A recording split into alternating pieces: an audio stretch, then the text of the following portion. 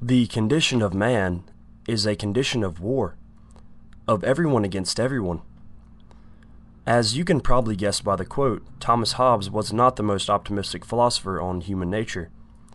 He believed that we were instinctively, quote, nasty and brutish, and argued for an absolute governing body to ensure our coexistence. On the other hand, Jean-Jacques Rousseau, who was influenced by Hobbes, believed humans to be cooperative and peaceful by nature. It was actually modern society that corrupted the hearts of man, according to him.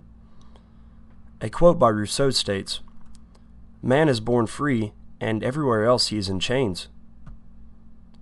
The middle ground argument is that most of us are not inherently good or bad, but a mix of both, largely depending on biological and sociological circumstances.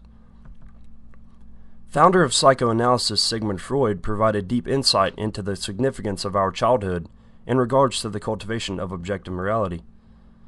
According to Freud, the human psyche consists of three elements, which are the ID, the ego, and the superego. During the development of the superego, which is from ages 3 to 5, morality and individual values begin to emerge. The purpose of the superego is to suppress the ID, which is present at birth and consists of our primitive drives and desire for instant gratification. The superego also imposes on the ego in order to enforce moral standards for the ego to operate under, thus hindering egoic pursuits that don't align with the superego's moral belief system. Without going too deep into ID, superego, and ego, we will just characterize the superego as our moral compass that is molded by parents and society. Based on this explanation, we could assume that the development of the superego has a large impact on how objectively good or bad someone grows up to be. Psychologist Jean Piaget believed that our moral beliefs are shaped between the ages of 5 and 10. There are two categories of moral development that we undergo according to Piaget. Heteronomous morality is the first one and occurs between the ages of 5 and 9. This type of morality is solely based on values and laws that are enforced by parents and society, which cannot be changed.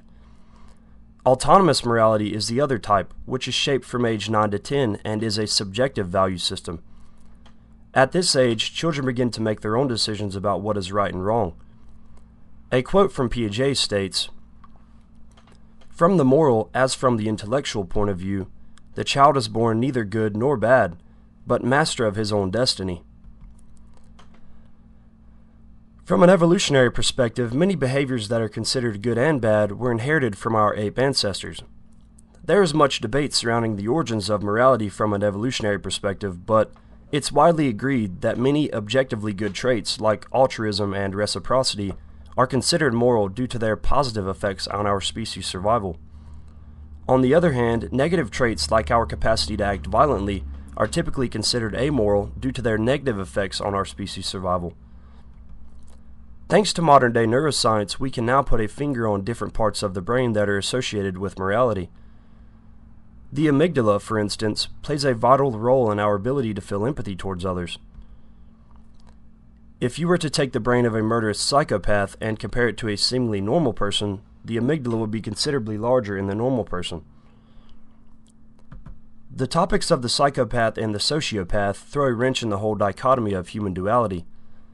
The sociopath is slightly different, as their upbringing may have an impact on their amoral proclivities. The psychopath, on the other hand, is widely considered to be born with the inability to feel compassion towards others. Our psychological duality has been exhibited many times in pop culture. A lesser-known representation was played out in the movie Fight Club. You could think of the narrator as the regular guy, has a 9 to 5, a cozy apartment, does no harm, and lives a mostly boring life. Then there's Tyler Durden, the uninhibited, reckless, sociopathic character who you later figure out is the narrator's alter ego. The narrator and Tyler Durden represent the passive and aggressive tendencies that reside within all of us. Are we naturally free and peaceful, like Rousseau believed us to be? Or are we all nefarious at the core, as Hobbes suggested?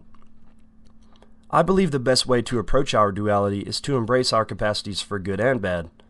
We must strive towards a good and peaceful life, but also be ready to fight back if someone crosses the line. We have a little Tyler Durden in all of us that needs to be occasionally exercised. If you like my videos, please remember to subscribe to my channel.